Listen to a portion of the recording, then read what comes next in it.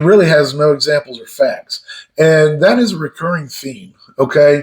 That's a recurring theme for progressives and leftists who really are trying to promote the fact or promote the idea that we are still a very racist country and white people are the problem. And yes, they are saying white people are the problem. And in fact, the pastor of the Pastor Thabiti, I'm going to call him by his first name because it seems a little easier to pronounce. Pastor Thabiti, he himself, he says, and this is a very near quote, and I'm going to get this article and I'll put a link to it in the description of this podcast because I want you to be able to check me on this. But he says, in no uncertain terms, white evangelicals are the problem in the church today. Okay, let me just say that again.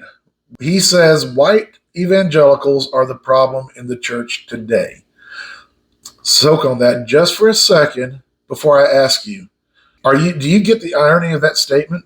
He is calling out a race group of Christians in the church simply because of the color of their skin and saying they are the problem just because of our skin color. And I really want you to look up this link so that you can see it for yourself, where he says that white people are the problem. White evangelicals are the problem. It's ironic. Quick side note, I'm sniffling a little bit here. I might even cough a little bit. I'm going to try to keep it to a minimum or at least mute it out. I've had extremely horrible allergies for the past month and it's turned into bronchitis and it's still kind of trying to get me, but I want to go ahead and take a chance to apologize for that. On we go. All right, the next thing, he talks about marijuana use rates versus stop, arrest, conviction rates. Pastor Thabiti says it's disproportionate, of course. Once again, he does not bring up any statistics or facts. Another thing, though, here's the other thing, is let's think about, I'm going to, just for the sake of argument, give him the benefit of the doubt and say maybe there are stats to back this up. There's more people of color, basically the stop, arrest, conviction rates due to marijuana. So even though he gave no statistics or facts to back it up, just for a brief moment, I'll just say, okay, benefit of the doubt just for the sake of argument. Because he leaves it at that. Just that stop, arrest, conviction rates are disproportionate. And that really leaves out you got to look at all of these as the circumstances. Otherwise, once again, it's cherry picking. And the cherry picking is another thing that happens all the time with leftists, progressives, with anybody who wants to promote this sort of view. There's a lot of cherry picking, there's a lack of facts, and then there's also, it does not look at the entirety of the circumstances. They really like to take things out of context. That happens all the time, and this is one of those.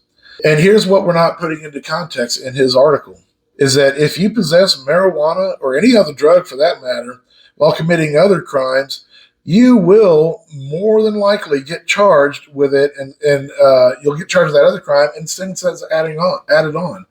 So possession alone is just one little part of the story. What you were doing while that happened is another part of the story, and here's yet even another part is which groups are more likely to be possessing in the first place. I'm not talking about getting caught, arrested, convicted, but I'm talking about who is possessing it more in the first place and using it more in the first place. And I'm talking about just straight, hard, cold statistics. I'm not looking at why or anything like that. And if you look at that, there's been many studies on this that does show that certain race groups and minorities are more likely to be using and possessing. And so if you're more likely to have a certain drug or be committing a certain crime, then you're more likely to be convicted on it. That just makes sense. So that's just goes to show there's more factors than just the very little cherry-picked topic that he just brought up on that. We really need to look at the whole situation here. Don't just take things out of context, and don't let others take things out of context. You need to call people out on it. The whole blame game, like I said before, it's fueling the fires of division. Many of us are not falling for it, and I just want to encourage you to stand strong in that. But there are plenty who are falling for it. There's those who they're so emotionally involved, perhaps, that they fall for it, or they're being intellectually lazy and just not checking people on what they hear about. Or it's also a matter of the peer influence, peer pressure. If you have a college student, the odds are they're at a college that is highly, because most are, they're highly leftist, highly propagandist, really political. Instead of just teaching facts and teaching history, teaching science, whatever, they just can't help themselves. They've got to inject race, politics, and propaganda into everything, into science, into history, into every single subject there is. And young minds, our children are out in these colleges and they're hearing this, and it's so easy for everybody to just jump on that bandwagon, and then you got the peer pressure going on. And just try to, first of all, pray for your kids that they will be able to resist that, but also keep talking with them as you're bringing them up. And once they do go out, just keep talking with them and keep them strong and going for facts and not propaganda. All right. Back to the pastor.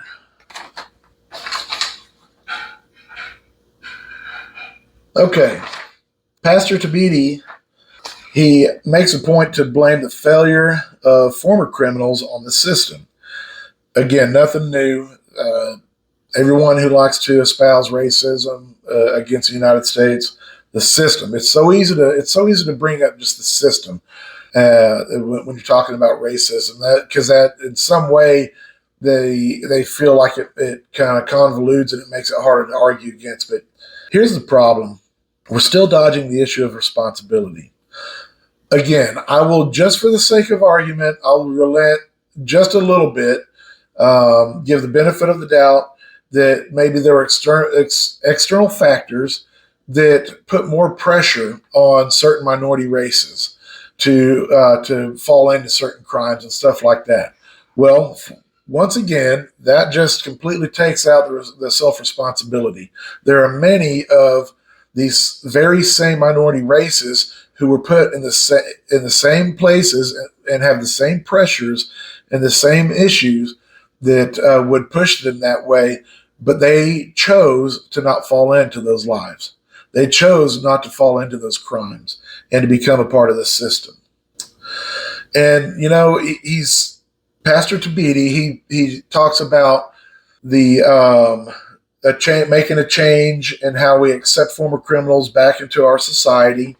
And I agree with that. Let me go ahead and say I outright agree with that we should be accepting. If someone makes a mistake in their lives,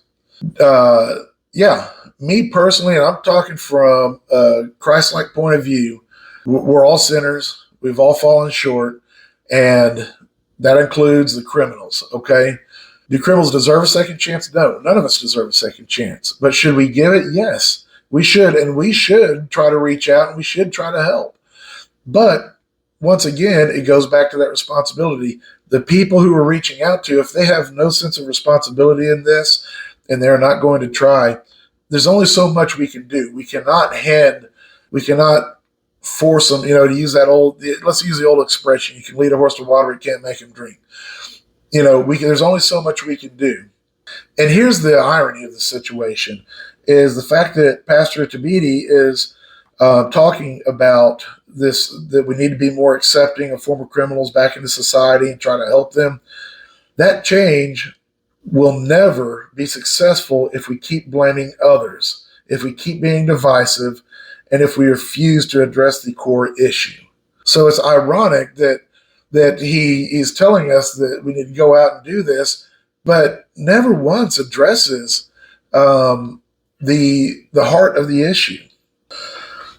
We just keep blaming critical race theory And we keep using critical race theory and blaming white people, blaming the country, blaming systems, blaming society.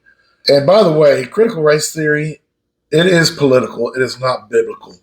He does, in his article, he talks about how critical race theory is a biblical notion. And I want to challenge, I mean this, I want to throw this out there. If you're a Christian and you believe critical race theory is backed by the Bible, then hey, show me. I'm throwing that is a direct challenge to you, because I will say here and now, it is not. It is the antithesis of what's in the Bible.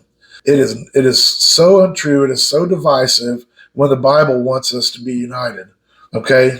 There's nothing at all good about critical race theory and nothing at all biblical about critical race theory. If you think otherwise, send it to me. I'll talk about it. I promise you. I will talk about it and I will be civil. And hey, if you're up to it, we can even have a discussion. We can make that a podcast. I would love it. Okay. Back to critical race theory. It's actually another thing that it is, talking about what it is and isn't, is it is an enormous distraction from, if you're a Christian again, if it's an enormous distraction from the Great Commission and the Great Commandment. So God wants us to go out into the world, make disciples, right? And also God tells us to love others as ourselves. Now that's the condensed version of those two.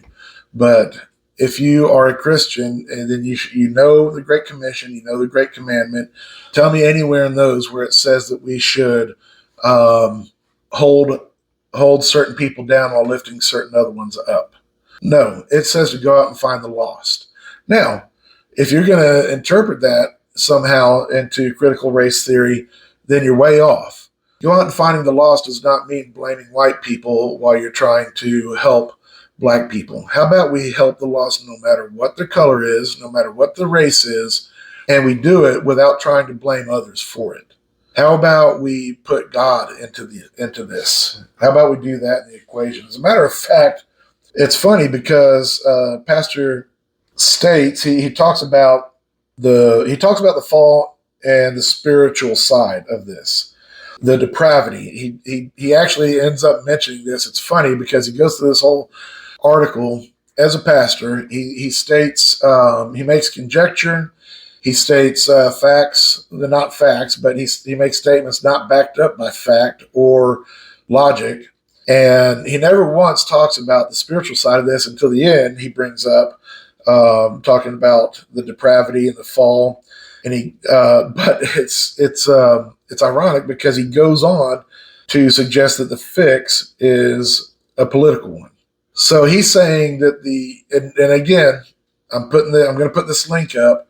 Go to it and look at it because you'll be able to see where he's talking about the spiritual side of the issue and saying that the fix is a political fix, aka the racist system. We have to fix the racist system.